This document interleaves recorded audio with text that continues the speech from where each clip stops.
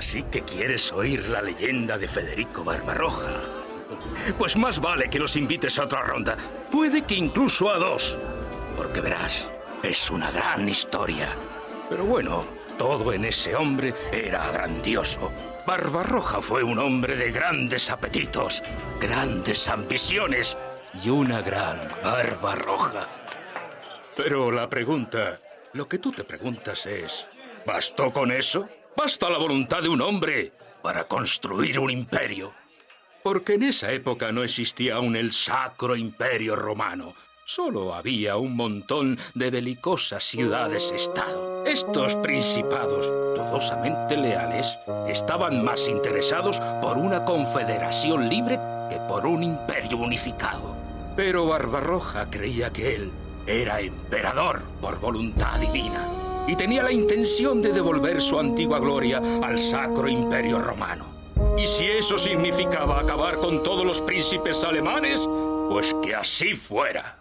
Barbarroja era llamado el azote de Europa, pero era tan buen diplomático como guerrero. Unificó Alemania con algo más que su espada. Creó un código legal conocido como pases territoriales. Ayudó a los necesitados, fijando un precio oficial para el grano después de cada cosecha. Las provincias de Alemania se convirtieron pronto en las más prósperas y poderosas de Europa. El Sacro Imperio Romano tuvo tanto éxito que amplió enseguida sus fronteras.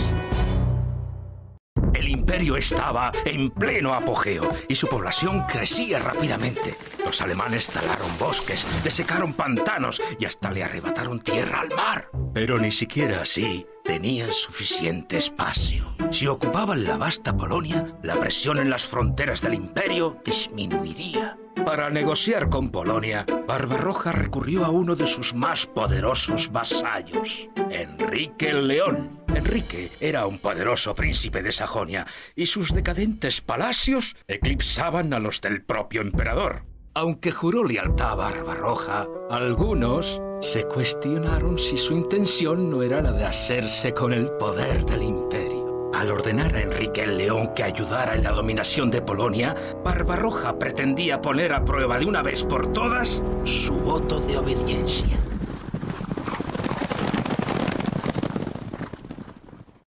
Enrique esperaba ser descuartizado, el castigo usual para los traidores en esa época, pero Barbarroja reconoció el potencial de un poderoso aliado y le perdonó oficialmente, a condición de que Enrique el León jurara apoyar a Barbarroja desde ese momento.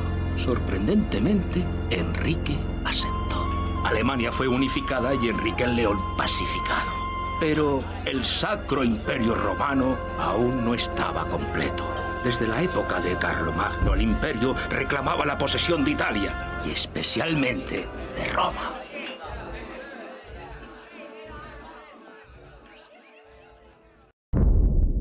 En Roma, el Papa creía firmemente que era la Iglesia y no el emperador, quien tenía la máxima autoridad en el imperio. Barbarroja no lograba convencer al Papa para que viera las cosas bajo su punto de vista. Así que nombró a su propio Papa. Por si eso no bastaba, el Papa y el Antipapa se apresuraron a excomulgarse mutuamente. Al final, Barbarroja decidió recurrir a la política de las armas. Si el Papa no atendía razones, puede que lo hiciera cuando 2000 guerreros alemanes tomaran la península itálica. La más grande de las ciudades del norte, la capital virtual de Lombardía, era Milán. Los señores de Milán eran tan orgullosos como belicosos.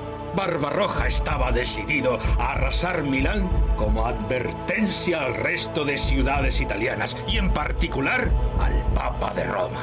El mensaje era claro. El único y verdadero emperador romano era él, Federico Barbarroja. Barbarroja no fue compasivo con los milaneses. Como respuesta a un intento de negociación, durante el asedio, envió a los 6 emisarios italianos de vuelta a la ciudad. A 5 los había dejado ciegos, pero al 6º solo le había cortado la nariz para que pudiera guiar a los otros. La Italia del Norte fue conquistada sin piedad y puesta bajo el mando imperial. Pero Italia no quería someterse. La destrucción de Milán solo sirvió, en todo caso, para aumentar la furia de las ciudades italianas contra el que sería su emperador.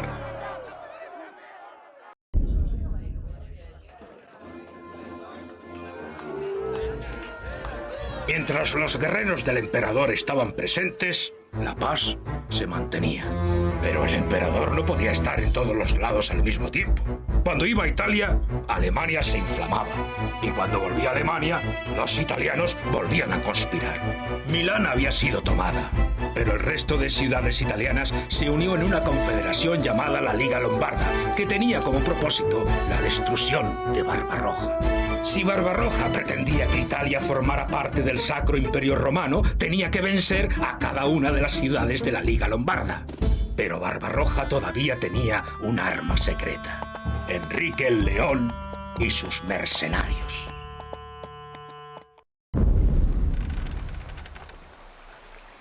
Enrique el León fue desterrado inmediatamente a Inglaterra. Lejos de su fortuna y su ejército, era poco lo que podía hacer contra Barbarroja. Tras 6 campañas en Italia, Barbarroja estaba cansado de cruzar los Alpes. La lucha llegó a su fin con la firma del Tratado de Constanza, que afirmaba que el Papa y el Emperador tenían el mismo poder. Era una paz muy frágil, que no parecía que pudiera durar, pero en esos momentos el Papa murió. Al nuevo Papa le interesaba más lo que ocurría en las tierras del sur que las discusiones con el Emperador. Porque en esos momentos los europeos estaban siendo expulsados de Tierra Santa. Había llegado el momento de una nueva cruzada.